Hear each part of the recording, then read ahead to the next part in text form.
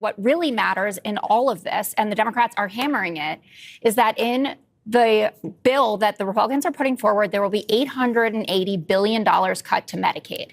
And you see Republicans all over the country. And no, Jesse, these are not plants that are showing up at their town halls. I never said that. But you were thinking that. Okay, so I headed you off.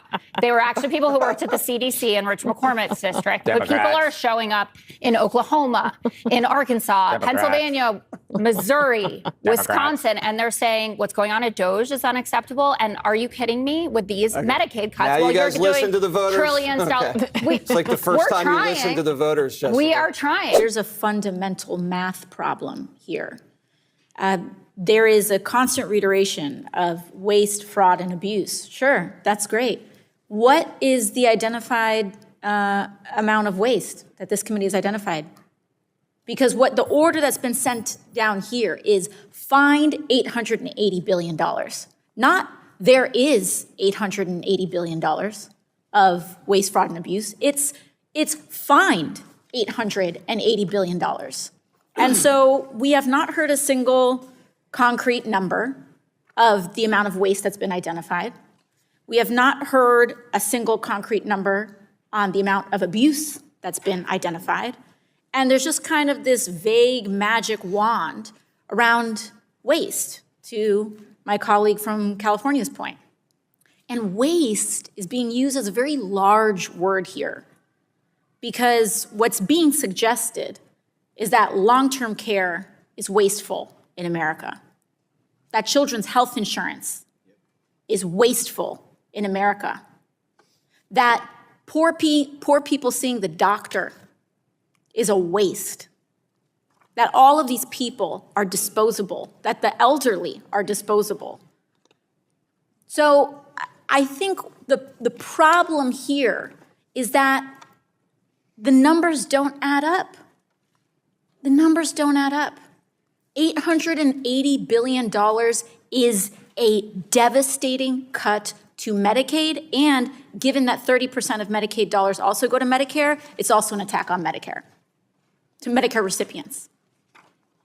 And so while I completely understand the idea that there should not be waste, that there should not be fraud, and that there should not be abuse, $880 billion is not that.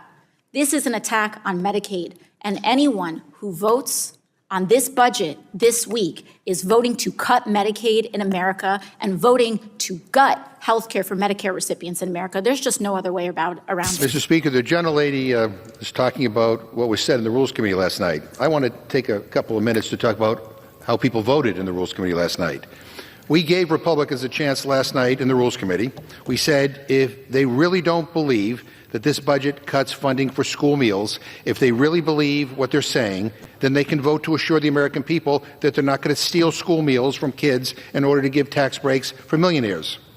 Every Republican voted no, every single one of them. Then Democrats offered an amendment to protect Medicaid. And Medicaid, as you know, Mr. Speaker, covers 41% of all births in the United States, nearly half of children with special health care needs, and 5 in 8 nursing home residents. We asked them not to cut Medicaid in order to fund tax breaks for billionaires. Every Republican voted no. Then Democrats offered an amendment to extend tax cuts for people making under $400,000 while ensuring that corporations and billionaires pay their fair share. We asked Republicans to continue tax cuts for only those who need them the most, because those are the tax cuts they let expire while their tax cuts for greedy corporations were made permanent.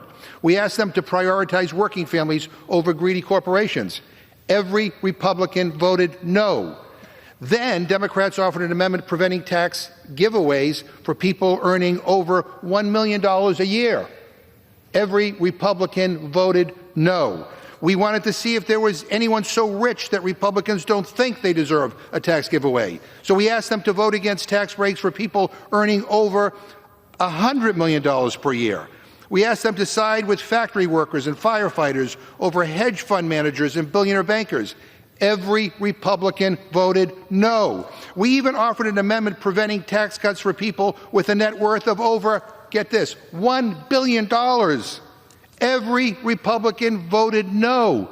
They betrayed their constituents. They voted to steal from the American people in order to protect tax breaks for billionaires. Again, this is about whose side you're on. And Republicans showed us last night with their votes whose side they're on. And it's not the working people of this country. I reserve my time. Republican politicians are freaking out just a little bit that their own constituents are up in arms about all of these cuts that they're trying to create. But at the end of the day, this is nothing new for the Republican agenda, and Donald Trump doesn't care because he doesn't have to run for re-election again. He doesn't care what his approval rating is. He made it from going to prison, and now he's just kind of there, so it's an open auction. You know, one of the most frustrating things to me about all of this is, like I just said, this is nothing new in the Republican agenda. Ever since Social Security was created, the Republican Party's been trying to roll it back. George W. Bush, Donald Trump the first go-round, Ronald Reagan, all of these people on the forefront of their agenda, we're going to make these cuts, and then they end up cutting taxes for the wealthy and deregulating everything. This is nothing new. And it's really sad that voters in this country continuously fall for the same old tricks, really on the back of the ideals of racism. If it wasn't for the ideals of racism and the whole welfare queens, you know, these people are invading your country, or these black people, they're taking away your benefits that rightfully belong to you, because we know that white people take up most of the social benefits in this country, obviously because whites make up the majority of people in this country. But there's this notion like white people don't take Social Security or Medicaid or Medicare, but it's a program for people who need it. Doesn't matter what color you are. That shouldn't make a difference. But the Republican Party, for as many issues and corrupt problems that the Democrats have, the Republican Party is solely and only about lining the pockets of the wealthiest people in the country. That's all it's about. So all these poor white folk keep voting for Republicans because they keep buying into the ideals of racism.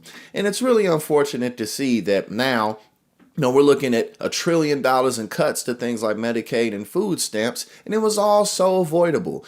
But here we are.